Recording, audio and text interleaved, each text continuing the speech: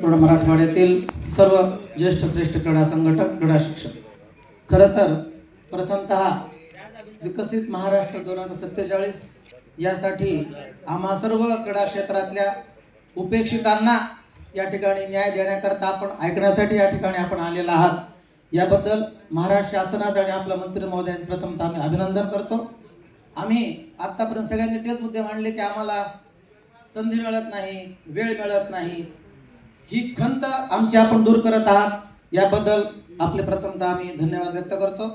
बोलण्याकरता क्रीडा म्हटलं की समस्यांचा महापूर आहे, परंतु त्या सगळ्या समस्या गिरव बसण्यापेक्षा आमची महाराष्ट्र राज्य क्रीडा व शारीरिक शिक्षण शिक्षकांची राष्ट्रीय महासंघ आहे, राज्य महासंघ आहे, त्याच्या वतीने सर्व निवेदन आपल्यापर्यंत वेळोवेळी आमच्या अध्यक्षांनी दिलेले आहेतच.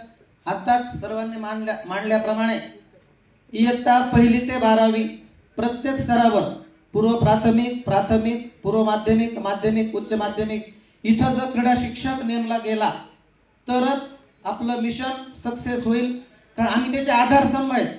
आम्ही जर त्या मुलांना काही शाळेत देऊ शकलो 1ली पासून 12वी पर्यंत क्रीडाचं ज्ञान किंवा खेळाचं प्रशिक्षण, तरच विकसित महाराष्ट्र खेळामध्ये तरी होईल.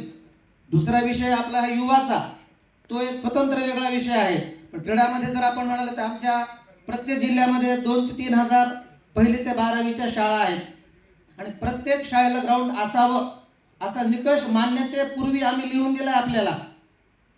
तो निकष ज्या शाळा पूर्ण करत नाहीत त्यांची मान्यता रद्द करा वगैरे काही म्हणणार नाही, फार ते होत नसतं, परंतु त्यांना कुठलं तरी ग्राउंड आपण द्यावं म्हणजे ते मुलं खेळतील.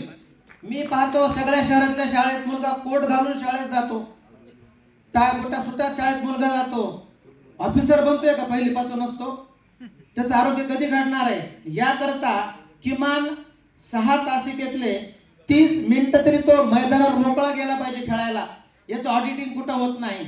मी क्रीडा शिक्षक आहे, मलखांबात आहे, योगात आहे, क्रीडा भारतीत काम करतो, क्रीडा शिक्षकांचं आंदोलन केलंय, परंतु जे ग्राउंडवर जे काम होतंय ते आपल्यापर्यंत कधी खरं येतच की काय असा एक मोठा प्रश्न माझ्यासमोर आहे. म्हणून मला असं या ठिकाणी वाटतं जेवढ्या शाळा महाराष्ट्रात आहेत त्या प्रत्येक शाळेला ज्यांच्याकडे क्रीडांगण आहे, कागदावर उपलब्ध आहे, 1 एकर 2 एकर 2-4 गुंठे प्लॉट, त्या शाळेच्या संस्थेला मागितल्या बरोबर अनुदान आपण देण्यात यावं. अनुदान पैसे रूपात न देता त्यातला जो काही मलिदा लाटायचा प्रयोग होतो नंतर उघडकीस येतो, ह्या सगळ्या गोष्टी टाळण्यासाठी डायरेक्ट आपल्या एजन्सी मार्फत जर त्याला सुविधा निर्माण करून दिल्या, प्रत्येक वर्षी किमान 10 खेळांचं बेसिक जे काही साहित्य आहे, जसं एक मिशन राबवलं 7-8 वर्षापूर्वी, अनेक शाळांना फुटबॉल वाटले गेले, तशा पद्धतीने जर प्रत्येक वर्षी 50 प्रकारचे बॉल गेम आहेत 99 खेळामध्ये. आम्हाला बॉल गेमची नावच माहीत नाही साहेब, क्रीडा शिक्षकांनाच माहीत नाहीत. मगाशी मॅडम म्हणल्या खंत आहे, मुलांना कधी कळणार आहे.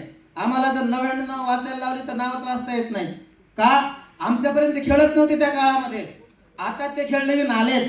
ज्या मलखांबातनं मी काम करतो, शिवरायांच्या काळातला मलखांब आहे तो, आज एकाही शाळेत ग्रामीण भागात मलखांब म्हणजे काय सांगावं लागतं आजही का. 30,000 रुपयाचं मलखांब आहे फक्त लाकडी, आणि रोपचा घेतला तर 1,500-2 हजारात मिळतो. एवढाच एका शाळेत मिळाला आणि त्याला 10 मिनिट तर मिळाल्या.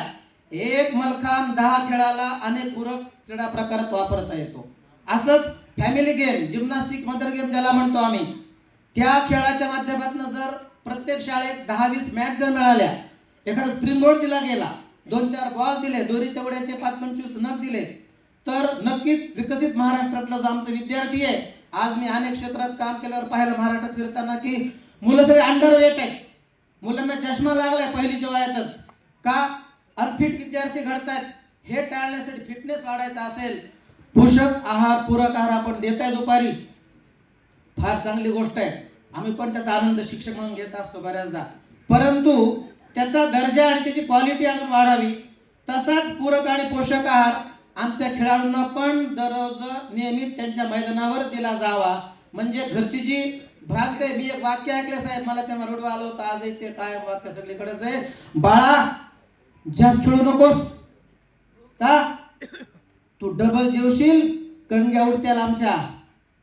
ही भ्रांत असलेला आमचा मराठवाडा, महाराष्ट्र आणि बीड जिल्हा आहे साहेब. म्हणजे ती आई काय सांगते, लेकरा जास्त खेळू नको, सुड्या नको मारूस, तू 2 भाकरी जास्त खाशील, आपल्याकडे ऐपत नाही तुला खाऊ घालायची, आणि तिची ऐपत वाढवायची असेल, विकसित महाराष्ट्रात आपण जे धोरण आपण घेतलं, तर मला वाटतं मान्यवरांनी या साध्या साध्या गोष्टींपर्यंत बारीक लक्ष द्यावं.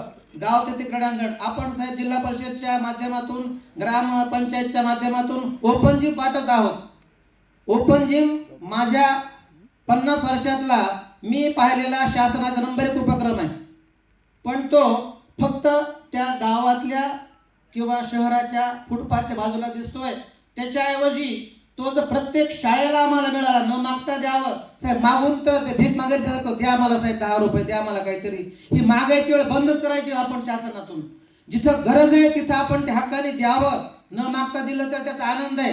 नाहीतर त्या मुलासारखं चॉकलेट दिल्यासारखं होतं, चॉकलेट तुला देतो देतो 3दा देत नाही, तर नको चॉकलेट, तुझं मला काही गरज नाही, माझं मी करेन, नाही घेणारच नाही. अशी अवस्था आपण टाळावीत. म्हणजे आमच्या प्रत्येक 1ली ते 12वीच्या शाळेला मागेल तिथे किंवा आपल्या पद्धतीने क्रीडांगणं द्यावीत, जी क्रीडांगणावर सुविधा असाव्यात, क्रीडा साहित्य द्यावं.